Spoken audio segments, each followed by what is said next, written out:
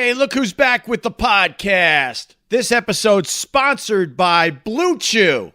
And we've got a special deal for my listeners. Try Blue Chew free when you use the promo code Opie, O-P-I-E at checkout. Just pay the $5 shipping. That's BlueChew.com, promo code Opie, O-P-I-E, to receive your first month free. And we thank Blue Chew for sponsoring the podcast. Welcome back.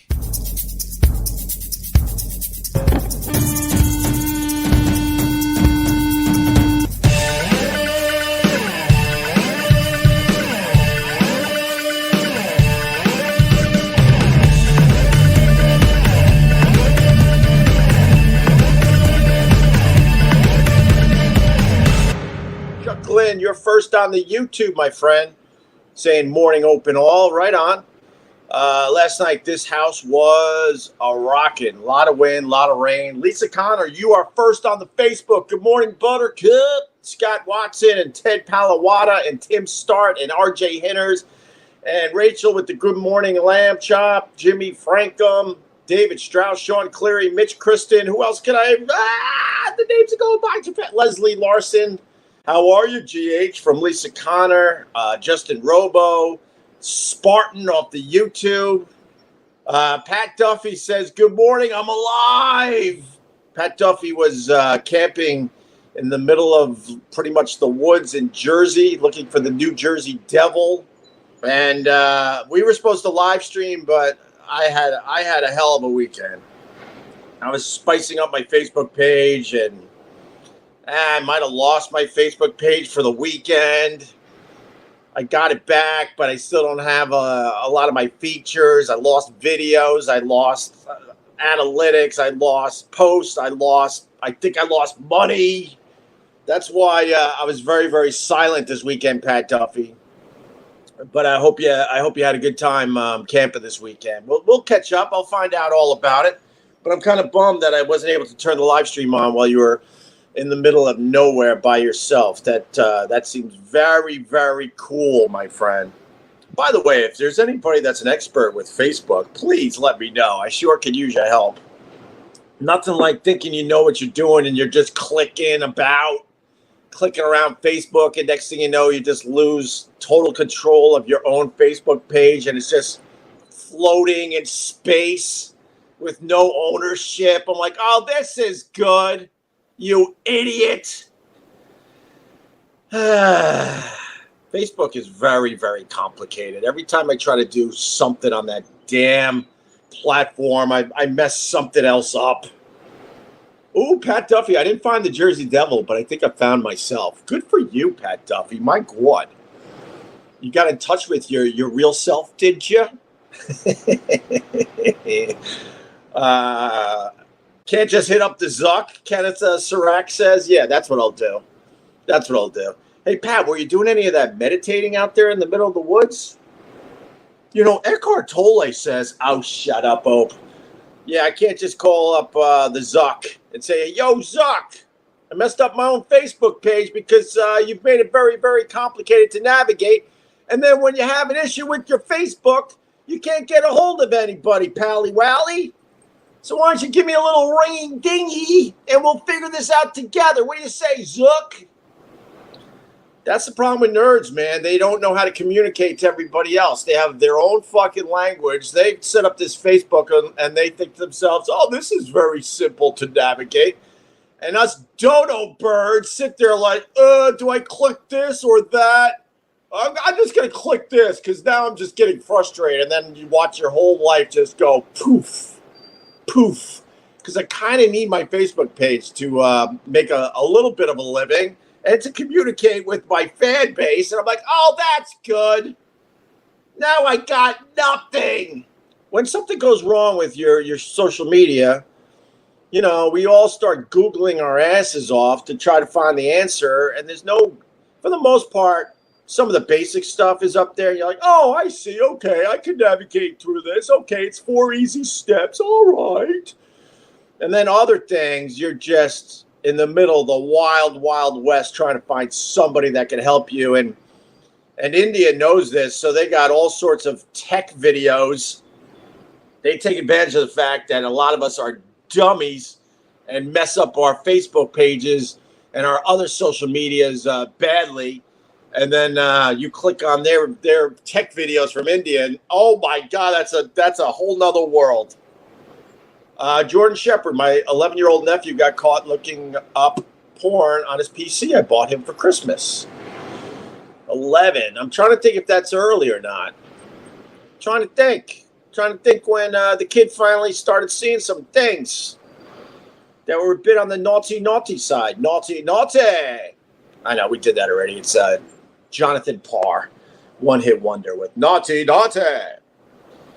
Well, these kids today, I would assume that kids are looking at that stuff a lot earlier than we did, because it's right at their fingertips. You can put all the parental controls you want on your kids' devices, but I don't know. I think they find a little workaround.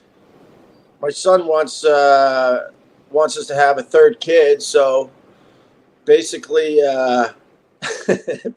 is telling my younger daughter how that goes, and I'm like, yo, hey, whoa, slow down a little bit there, sonny boy.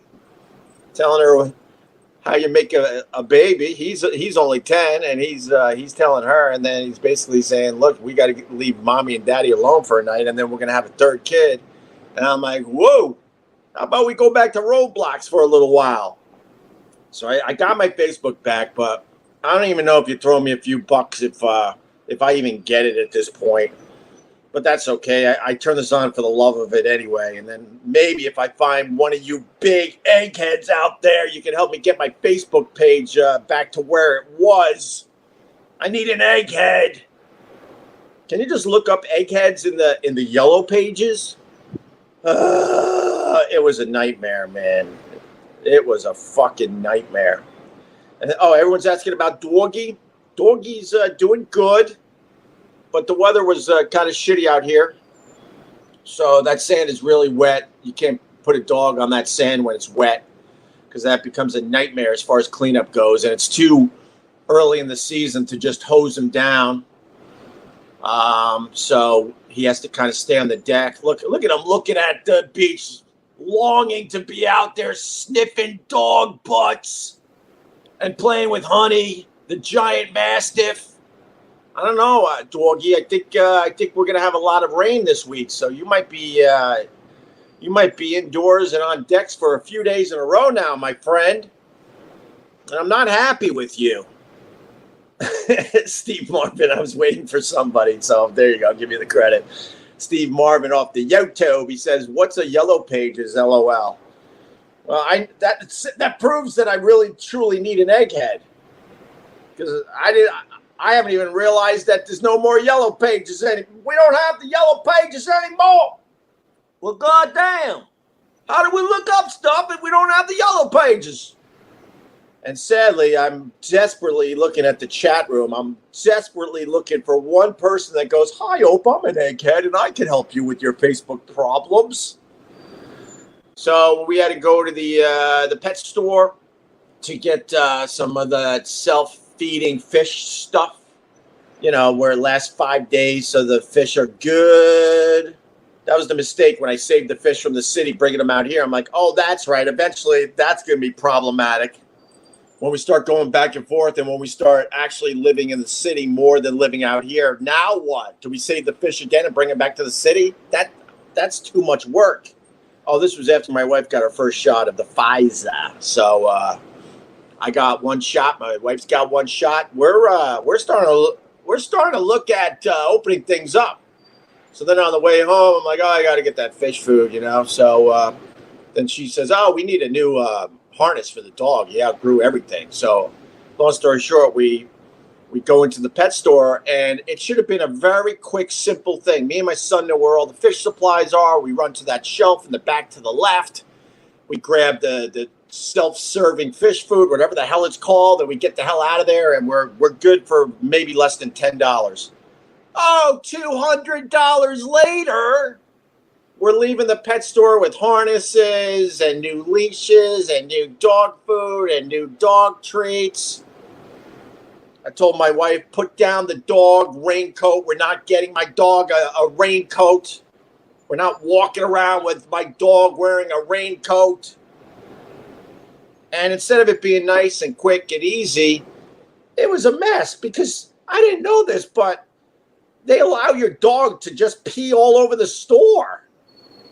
And my dog took full advantage of that because he was smelling all the other dogs that were marching through there because they got a grooming section where you get your dog groomed. So my dog was like, this is heaven, man. Thank you. Thank you for the dog orgy.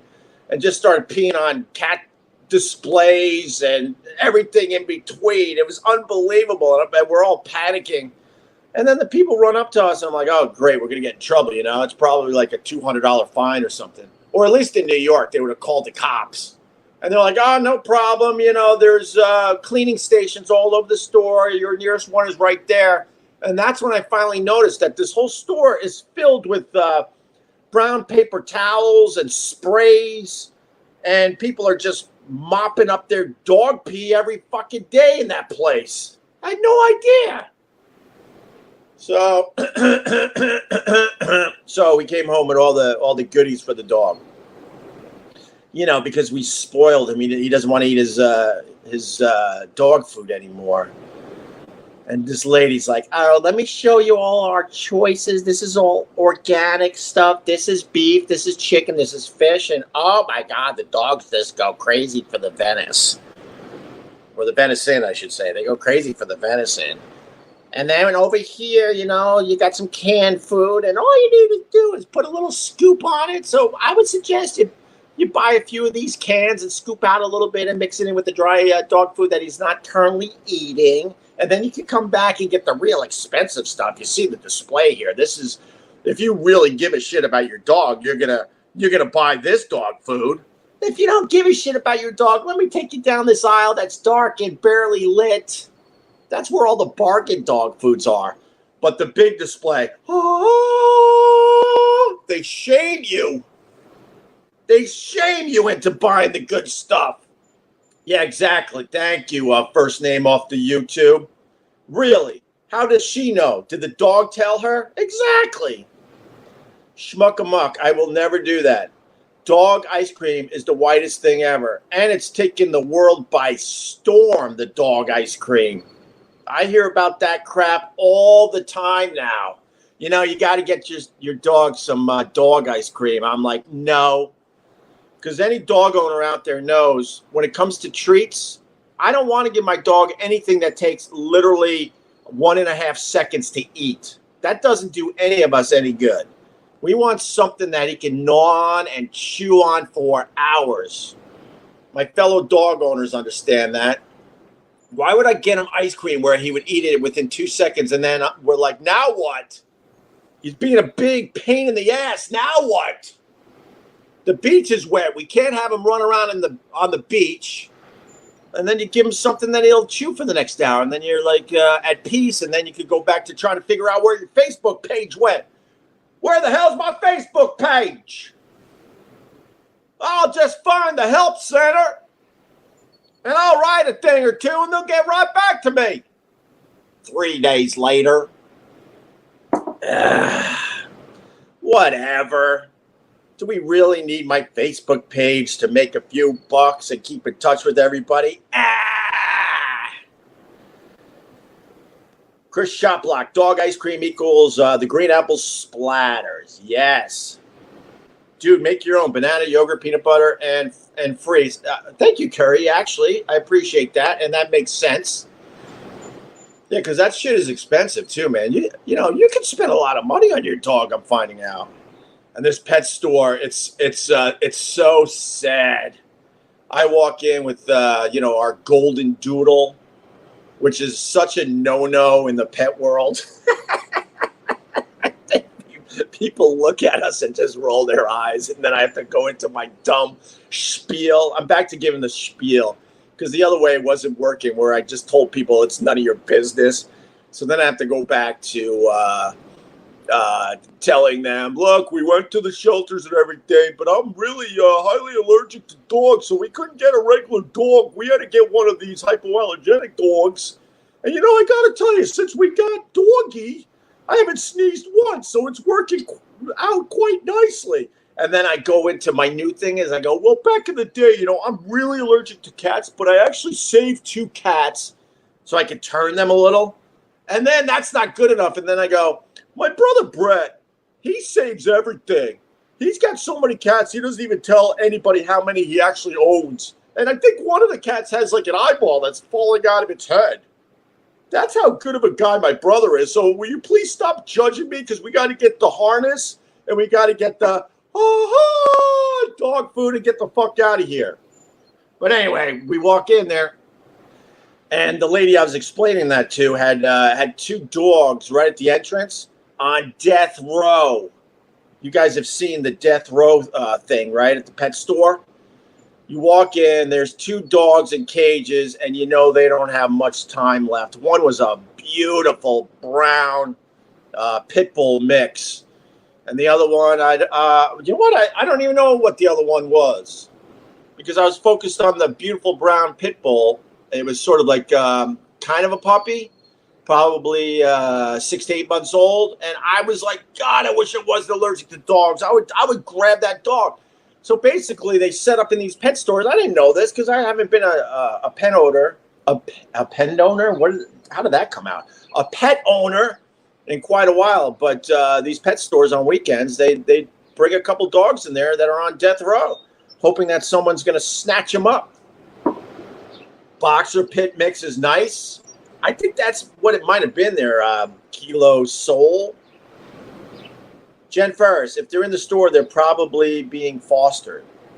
But they're trying to get rid of them, right? They're trying to get a home for them, huh? I think. By the way, this episode is sponsored by Blue Chew.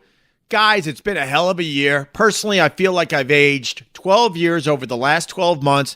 And if you're like me, you're feeling your age more than you used to, especially in the bedroom. Wait, what?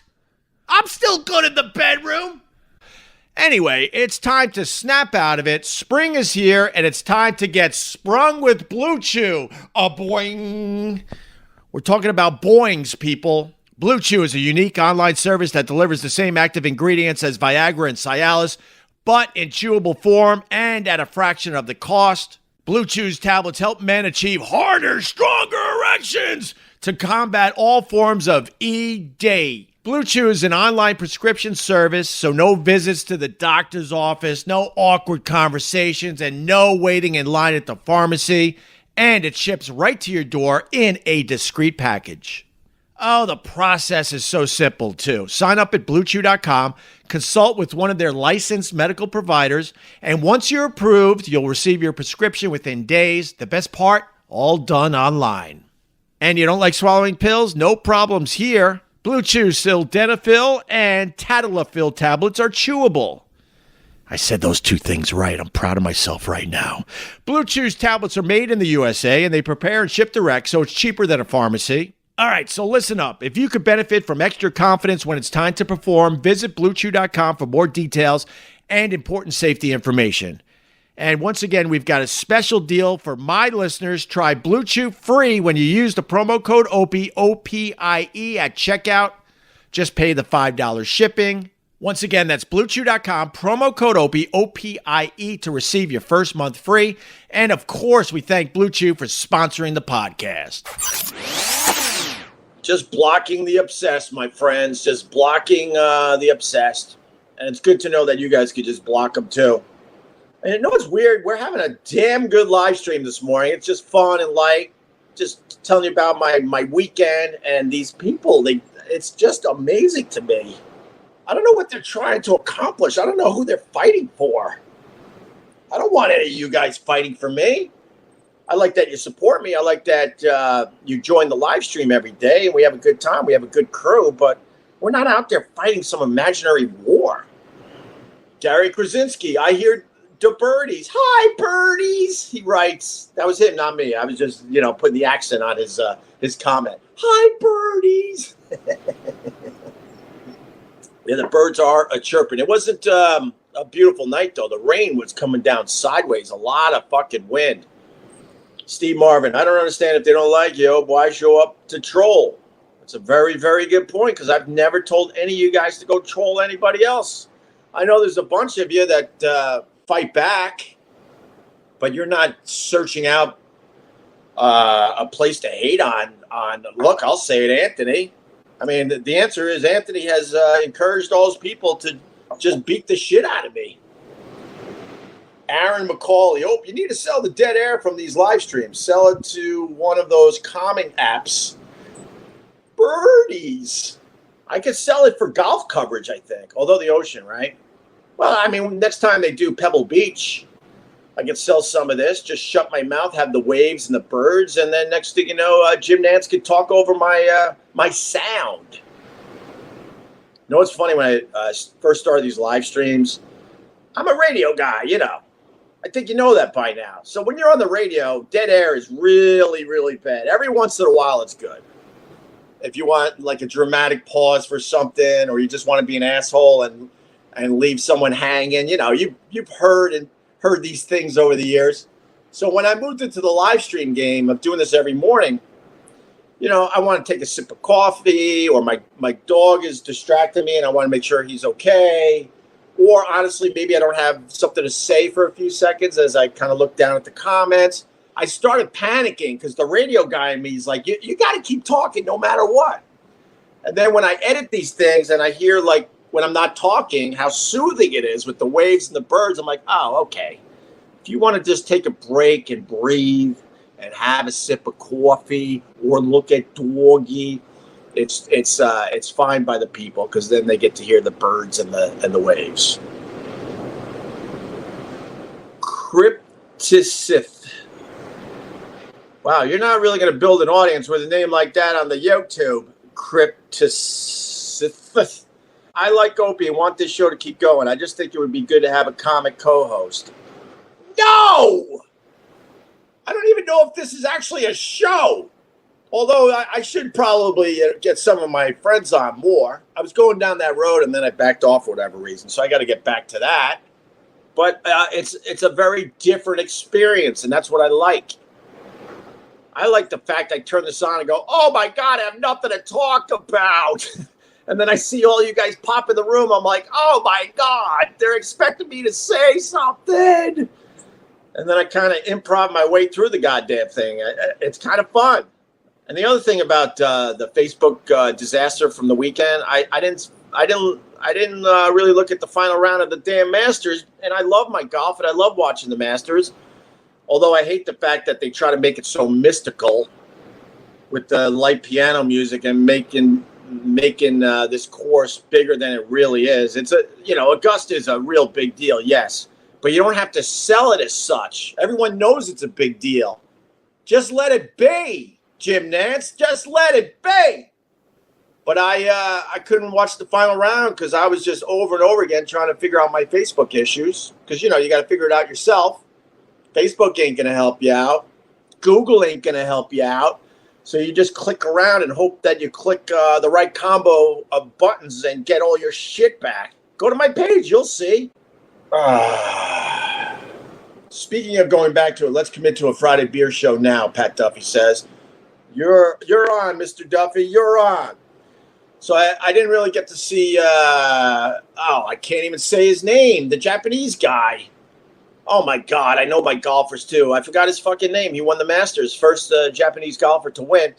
And they're saying, I think Andy North said it on ESPN. He said that if he won the Masters, that it would be worth $1 billion to him when he goes back home to Japan.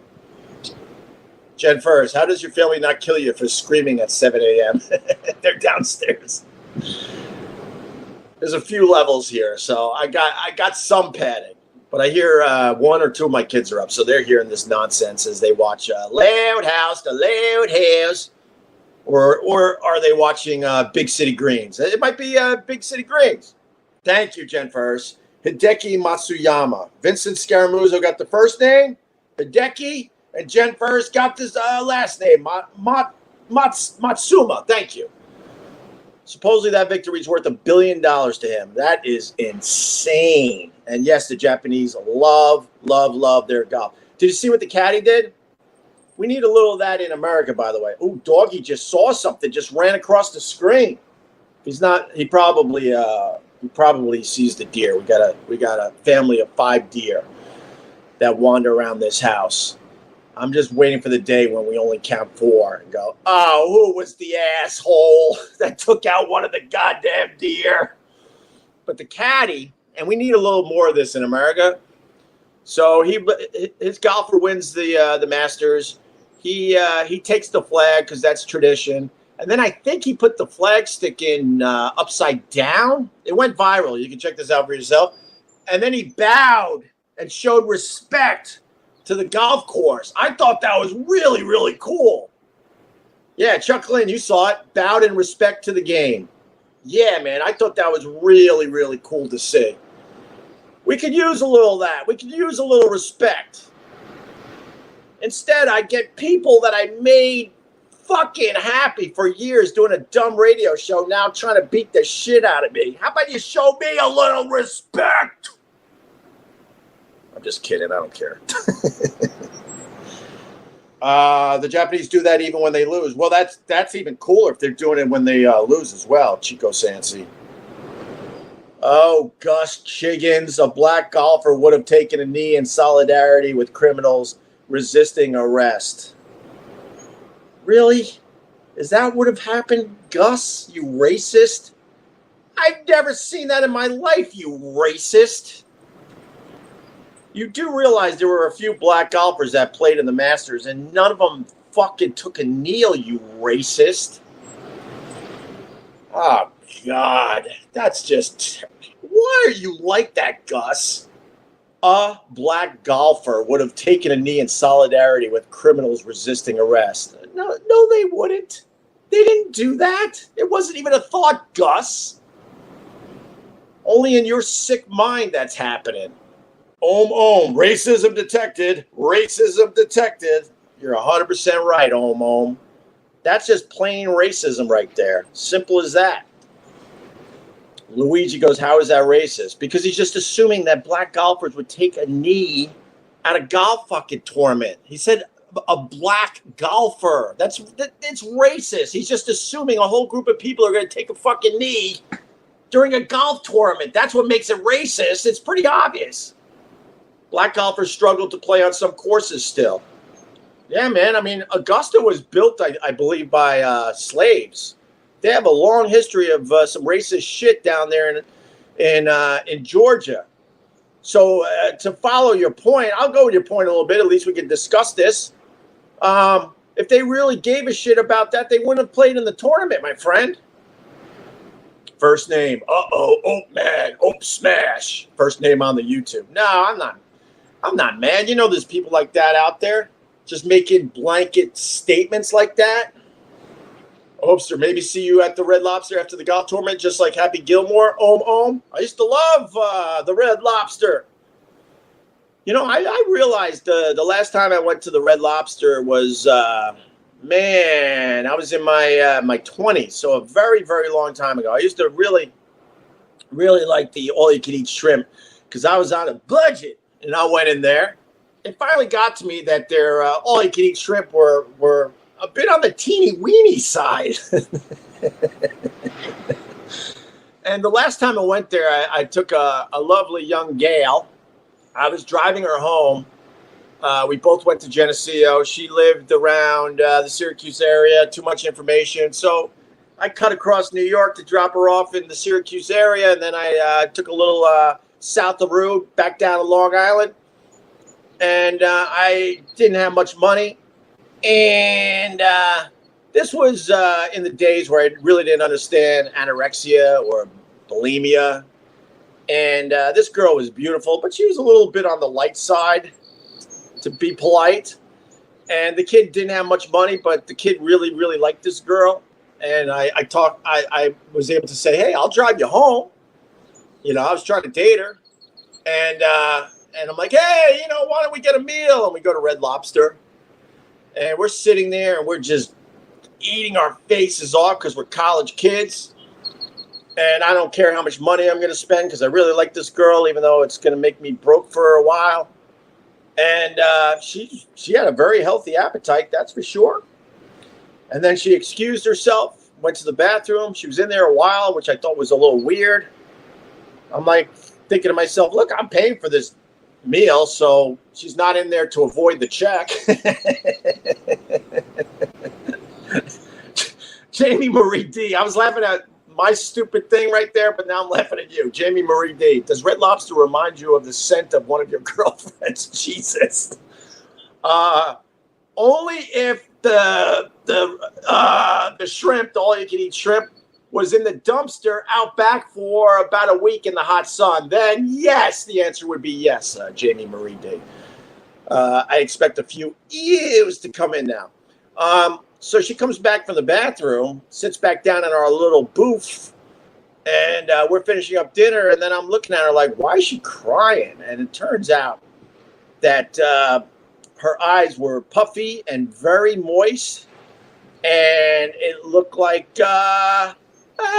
she never told me officially, but I told this story to some people that absolutely knew a little more about anorexia and bulimia.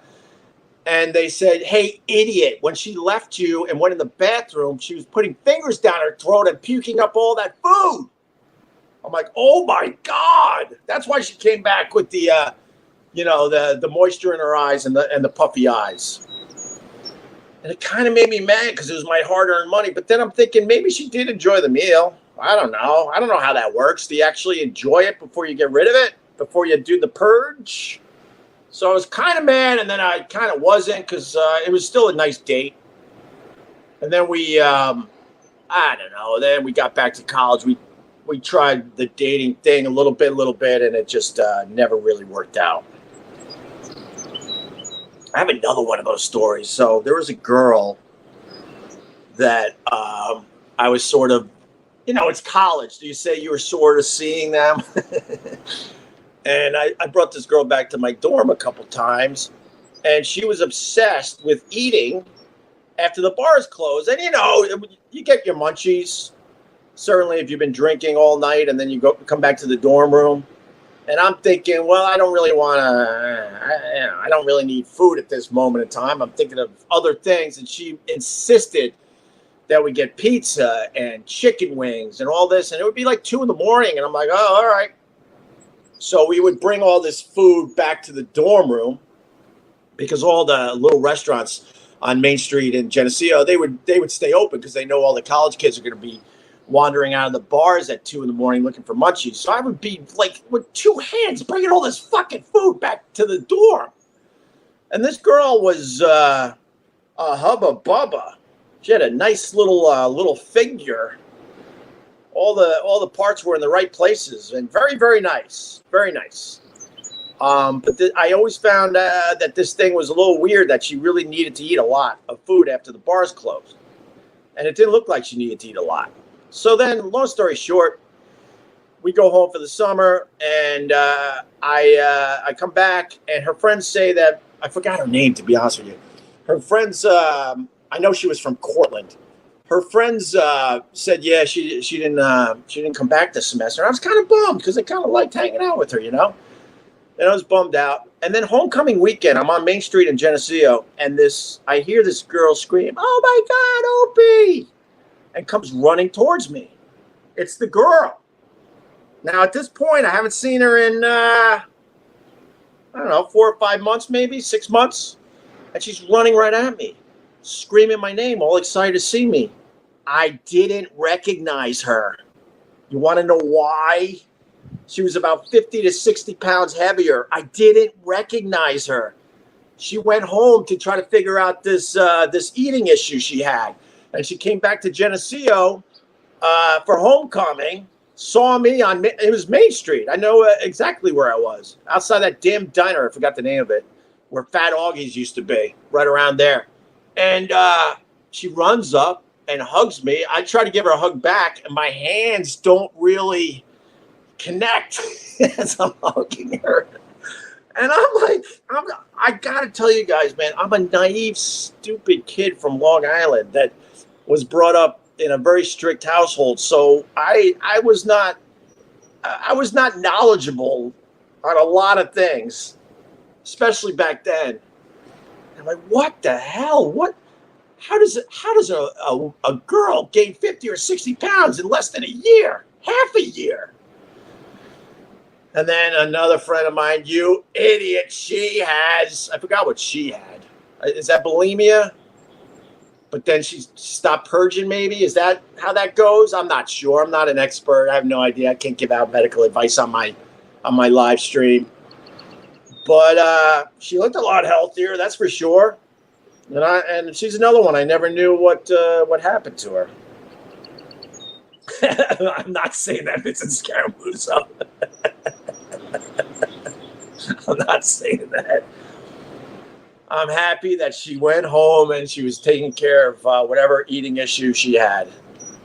And I lost touch with her. That's got to be a million years ago at this point.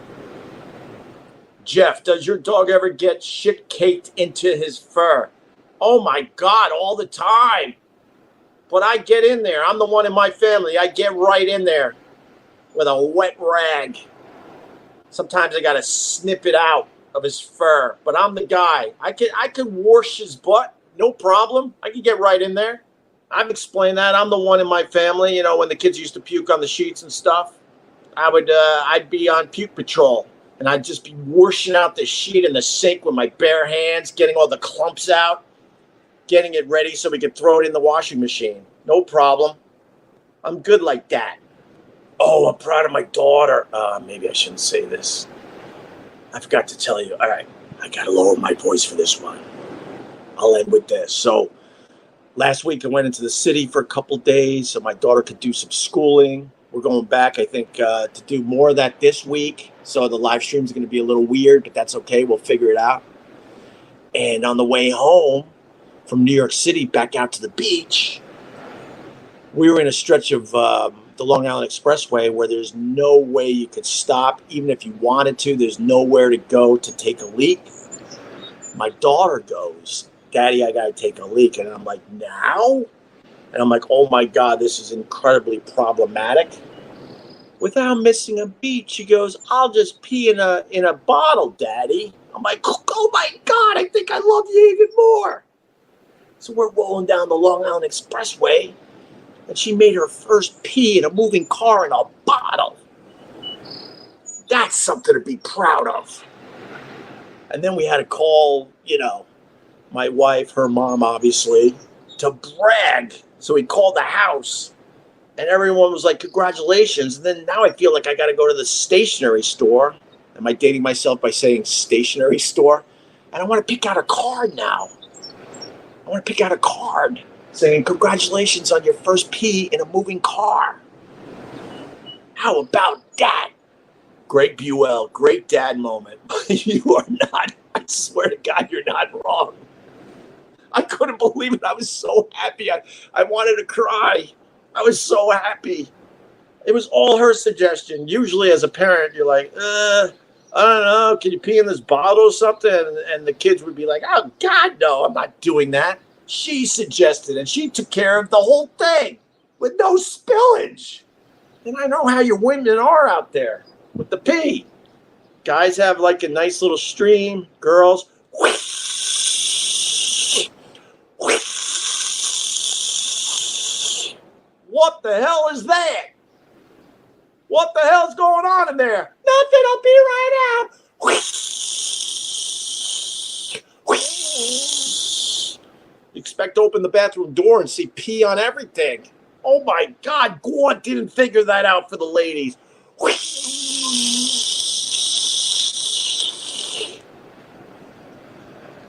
Womp bump bump bump ba da. Womp bump bump bump ba da. Boo boo boo boo boo boo boo. Radio. Boo boo boo boo boo boo. Boo boo boo boo boo boo. Boo boo boo boo boo boo boo boo boo boo.